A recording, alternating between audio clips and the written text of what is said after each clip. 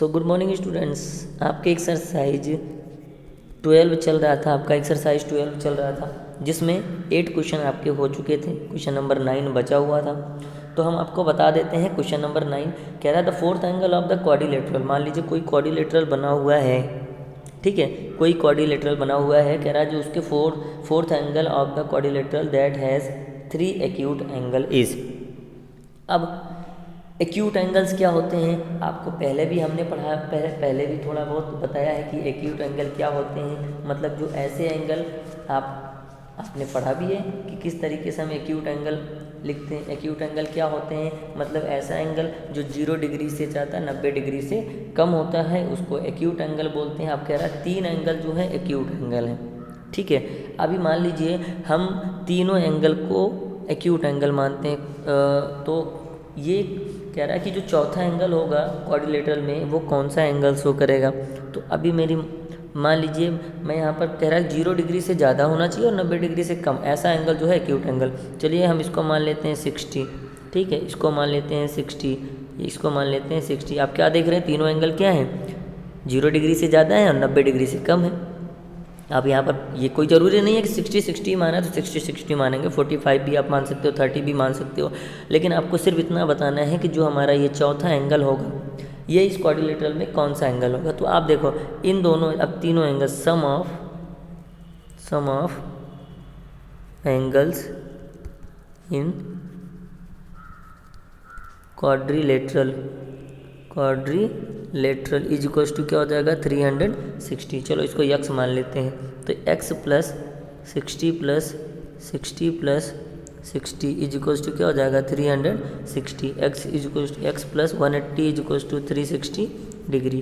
तो x is equals to क्या हो जाएगा 360 माइनस 180, तो ये क्या हो जाएगा 180। मतलब ये वाला एंगल हमारा कितना आ गया 180।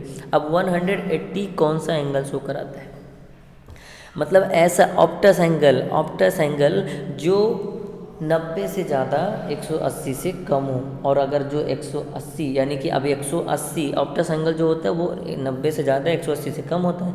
लेकिन आप जानते हो कि 180 डिग्री का एंगल कहाँ बनता है, किसी एक स्ट्रेट लाइन पर बनता है। मतलब एक स्ट्रेट लाइन अगर है तो वो कितने डिग्री के एंगल बनाता है 180 डिग्री के। तो आपका जो ऑप्शन होगा वो ऑप्शन नंबर डी होगा। ये ऑप्शन नंबर डी आपका सही होगा, स्ट्रेट एंगल, ठीक है। चलिए आते हैं आगे वाले क्वेश्चन पर। Question number 10। क्वेश्चन नंबर 10 में चित्र जो इस तरीके से बना हुआ है बना लेते हैं, ठीक है। ये आपका क्वाड्रिलेटरल हो जाएगा एक तरीके से, जिसके 4 एंगल निकल जाएं, जान लीजिए वो क्वाड्रिलेटरल हो गया आपका, ठीक है।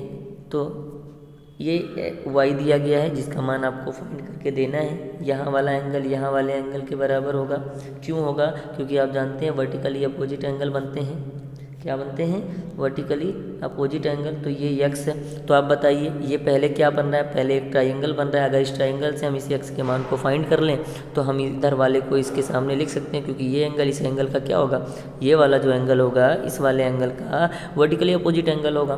तो आप लिखिएगा सबसे पहले sum of angles in triangle is equals to कितना हो जाएगा 180 डिग्री। तो यहाँ पर हो जाएगा 63 plus 75 plus x is equals to क्या हो जाएगा 180 डिग्री। इसको जोड़ेंगे तो आपका आ जाएगा 8 यानी कि 5 3 8 और 6 13 यानी कि ये हो जाएगा 138 plus x is equals to क्या हो जाएगा 180। तो x इज इक्वल्स टू क्या हो जाएगा 180 माइनस 138। तो x इज इक्वल्स टू क्या हो जाएगा, आप इसको घटाएंगे तो आपको मिल जाएगा 42 डिग्री। मतलब x का मान आपको कितना मिल गया 42 डिग्री। तो अगर ये एंगल 42 डिग्री आया तो इधर वाला भी क्या हो जाएगा 42 डिग्री हो जाएगा। अब आपको एक एंगल, 2 एंगल, 3 एंगल, 4 एंगल, चारों एंगल पता हो जाएंगे। तो आप यहाँ पर नीचे लिख सकते हो कि sum of angles in quadrilateral is equals to कितना हो जाएगा 360। तो जोड़ देंगे सभी को, 130 plus 42 plus 97 plus x is equal to कितना हो जाएगा 360 डिग्री। आप सभी को जोड़ दीजिए। सभी को जब जोड़ेंगे तो 130 में 42 और इसको जोड़ेंगे तो 7 2 9 हम जोड़ देते हैं 9 और 9 4 13 13 26 यानी कि 269 प्लस x क्या हो जाएगा इज इक्वल टू कितना हो जाएगा 360। तो x बराबर क्या हो जाएगा 360 माइनस 269, मतलब आपका आंसर आ जाएगा 91 डिग्री। ठीक है, तो आपका आंसर कितना आ गया y बराबर आपका यहाँ पर y से y माना गया है, तो y बराबर हमको कितना मिल गया 91 डिग्री, जो कि आपका आंसर हो जाएगा। तो इसी तरीके से आपको सॉल्व करना है, 91 आपका आंसर आ जाएगा। ठीक है, y का मान आ जाएगा। कैसे निकाला, हमने पहले इसको ट्रायंगल माना, तो एक ट्रायंगल है और ट्रायंगल में तीनों एंगल जोड़ के कितने डिग्री के एंगल बनाते हैं 180 के। ठीक है, तो हमको यक्स मिला, तो जो यक्स में हम देख रहे हैं ये हम जानते हैं कि दो रेखाएं अगर एक दूसरे को इंटरसेक्ट करती हैं तो उसका एक एंगल इस वाले एंगल का क्या होता है वर्टिकली अपोजिट एंगल, ये वाला जो एंगल होगा इस वाले का वर्टिकली अपोजिट होगा। लेकिन हमको यही जानना है, तो यक्स अगर निकाल लिया तो यक्स का मान ये भी हो जाएगा 42। अब हमको चारों मान पता चल गए। अब चारों अंक अगर चारों एंगल पता चल गया तो यहाँ पर y का जो मान है ये कुल मिला के 360 डिग्री के बराबर होगा, क्योंकि ये क्वाड्रिलेटरल बना रहा है और ये चारों एंगल मिलकर 360 डिग्री बनाएंगे, तो हम यहाँ से y का मान फाइंड कर सकते हैं। ठीक है, तो चलिए आते हैं क्वेश्चन नंबर 11 पर। क्वेश्चन नंबर 11, ठीक है, चित्र आप देख सकते हो, चित्र आपका इस तरीके से कुछ बना हुआ है। ठीक, तो ये एंगल है 56A, ये एंगल है 31A, ये एंगल यहाँ का है 27A, ठीक है, और ये एंगल है 66A। तो मान कितना आएगा अगर हम आप ध्यान से देखें तो जो मान आने हैं, मैं आपको बता दूं कि ये क्वाड्रिलेटरल एक बनना चाहिए था। क्या बनना चाहिए था? क्वाड्रिलेटरल। तो मैं आपको बता दूं, अगर इस वाले ये अगर दोनों पैरेलल लाइन से दोनों पैरेलल लाइंस पर ये वाला एंगल जो है, अगर ये वाला जो एंगल है क्या बना रहा है, इस वाले एंगल के साथ यहाँ वाला जो एंगल होगा इसके साथ क्या बनाएगा अल्टरनेट एंगल। तो अब अगर ये 31A है तो ये भी क्या हो जाएगा 31A। सेम कंडीशन अगर ये वाला एंगल 66A है तो इसका वर्टिकली ये मतलब अल्टरनेट एंगल यहाँ पर ये 66A हो जाएगा। सेम कंडीशन अगर ये वाला एंगल 27 है तो इसका ये वाला एंगल यहाँ वाला क्या हो जाएगा 27A हो जाएगा। उधर सबके सेम कंडीशंस, ये वाला एंगल है तो इधर वाला एंगल क्या हो जाएगा 56A। सब अल्टरनेट से देखो अंदर आ गए। तो अल्टरनेट से अगर अंदर आ गए तो आप यहाँ पर जान सकते हो क्वाड्रिलेटरल में जो चारों एंगल होते हैं सबके सम किसके बराबर होते हैं 360। तो हम डायरेक्टली लिखते हैं 27 है 66A, उसके बाद 31A प्लस उसके बाद 56A, ये किसके इक्वल होगा 360 डिग्री के। सबको जोड़ लीजिए, जोड़ेंगे तो कितना आ जाएगा 6 1 7 6 13 7 20 और यहाँ पर 7 3 10 10 6 16 16 2 18 180 A आ जाएगा 360 हो गया। ठीक है, तो A बराबर कितना हो जाएगा 360 बटे 180। आप इसको काटेंगे तो आ जाएगा कितना 2। तो हमारा A बराबर कितना आ गया 2 डिग्री। तो हमको यही बताना था वैल्यू ऑफ A, तो A हमारा कितना आ जाएगा 2 डिग्री। समझ आ रहा है बच्चों? तो उम्मीद है आपको समझ में भी आ रहा है। एक लास्ट क्वेश्चन बचा हुआ है, उस क्वेश्चन को भी हम क्या कर लेते हैं निकाल लेते हैं। चलिए, हाई ऑर्डर थिंकिंग स्किल का क्वेश्चन है और आपका चैप्टर नंबर 12 ख़त्म हो जाएगा। चित्र बना देते हैं। चित्र तो आपकी बुक में बना हुआ है, लेकिन फिर भी हमारा चित्र नहीं बनाएंगे तो आपको समझ नहीं आएगा। तो चित्र को हमने कुछ इस तरीके से बना दिया, यहाँ वाला एंगल यहाँ वाला एंगल और एक बीच में भी लाइन कुछ इस तरीके से बनी है। तो यहाँ वाला एंगल फाइंड करना है। तो ये यक्स है तो ये जेड हो जाएगा। यहाँ वाला एंगल वाई है, यहाँ वाला एंगल 70 डिग्री है और यहाँ का एंगल दिया है 112 डिग्री। चलो, अच्छा, ये आप देख रहे हैं यहाँ पर जो एंगल इस तरीके से बना हुआ, यहाँ कोई एंगल नहीं दिया गया है। क्या हुआ? यहाँ पर कोई एंगल नहीं दिया गया, लेकिन आपको मैं बता दूं कि किसी भी लाइन पर अगर कोई लाइन इस तरीके से खिंची हो और इस तरीके का निशान दिख रहा हो आपको, तो तुरंत समझ जाइएगा ये कितने डिग्री का एंगल शो कराता है, 90 डिग्री। तो मतलब यहाँ पर भी 90 हो जाएगा, यहाँ पर भी 90 हो जाएगा। तो क्या करते हैं, ऊपर के देखो ये भी क्वाड्रिलेटरल बन रहा है और इसके नीचे भी ये भी क्वाड्रिलेटरल बन रहा है, लेकिन हमको निकालना क्या है, एक्स वाई जेड के मान निकालने। तो हम क्या करते हैं, सबसे पहले ऊपर वाले क्वाड्रिलेटरल को जोड़ लेते हैं। तो 112 + 90 + x + 70 इज इक्वल टू कितना हो जाएगा, 360। जोड़ लीजिए, सबको जोड़ेंगे तो आ जाएगा हमारा 2 और 9 7 16 16 1 17 कैरी 2 और यहाँ 1 और ये हो जाएगा 272। एक बार फिर से जोड़ लेते हैं अच्छे से। 272 plus x is equal to क्या हो जाएगा, 360। तो x इज इक्वल टू क्या हो जाएगा, 360 माइनस 272।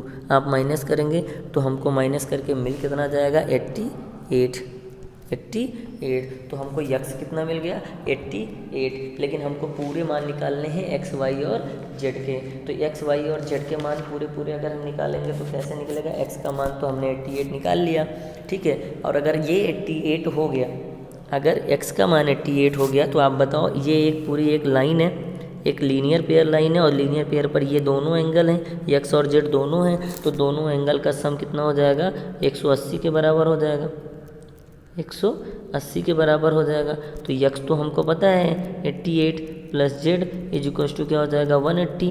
तो z बराबर क्या हो जाएगा, 180 माइनस 88। तो दोनों को अगर हम घटाएंगे तो कितना जाएगा, 92 डिग्री। तो 92 डिग्री अगर हमको मिल गया तो x और z के तो मान मिल गए हमको, मतलब यहाँ पर z का मान 92 मिल गया हमको, ठीक। तो हमको क्या निकालना है, हमको अभी y निकालना है। लेकिन अभी हमको एक ये वाला भी एंगल अगर हम निकाल लेते हैं तो हमारा काम हो जाता। तो आप बताओ यहाँ वाला जो x है, अगर ये दो पैरेलल लाइंस हो गए, अगर दोनों पैरेलल लाइंस को ये वाली रेखा काट रही हो, तो ये जो एंगल x है इस वाले एंगल के साथ क्या बनाएगा, अल्टरनेट एंगल। तो अगर x आया था 88 तो इधर वाला भी 88 हो जाएगा कि नहीं हो जाएगा, एकदम हो जाएगा। तो अगर ये हो जाता है, ये अल्टरनेट होने से हो गया आपका x का जो मान था इसके साथ अल्टरनेट एंगल बना लिया। तो अब हम क्या करते हैं, 3 एंगल हमको पता चल गया, y भी निकाल सकते हैं। तो 88 plus 92 plus 90 plus y is equal to क्या हो जाएगा, 360 डिग्री।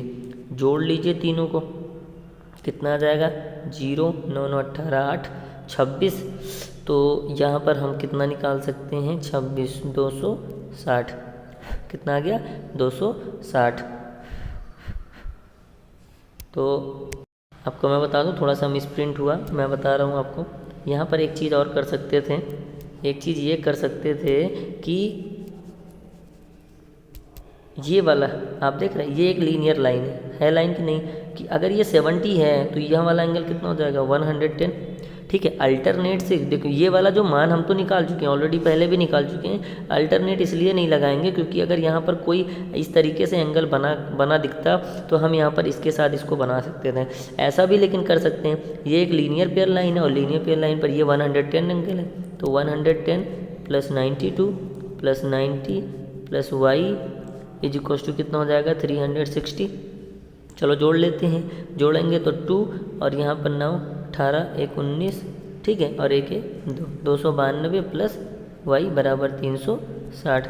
तो y बराबर कितना आ जाएगा, 360 माइनस 292, मतलब आ जाएगा आपका कुल मिला के 68 डिग्री। तो आप क्या देख रहे हैं, आपको x का भी मान मिल गया, z का भी मान मिल गया और y के भी मान मिल गए, ठीक है। तो आप इस तरीके से आपका एक्सरसाइज 12 हो चुका है ख़त्म। अब आपका आगे का चैप्टर चलेगा एक्सरसाइज 13A, ठीक है, जो कि है पैरेललोग्राम, ठीक है। तो आप अच्छे से पढ़िए बच्चों, समझ में भी आ रहा होगा आपको, और अच्छे से समझने का प्रयास करिए। वीडियो को 1 बार 2 बार 3 बार जितनी बार आप देख सकते हैं। जब तक आपको नहीं समझ में आता है तब तक आप इसको सॉल्व करते रहिए, ठीक है। आगे जब आपको पैरेललोग्राम चलेगा तो मैं पहले आगे की पूरी चीज़ें आपको बताऊंगा कि क्या फॉर्मूलेज आपको लगाने हैं, क्या चीज़ होता है, ठीक है। तो मैं सारी चीज़ें आपको लिखने के माध्यम से भी भेज सकता हूँ, ठीक है। तो आप अच्छे से आप पढ़िए, उम्मीद है आपको समझ में आएगा। Thank you and good bye.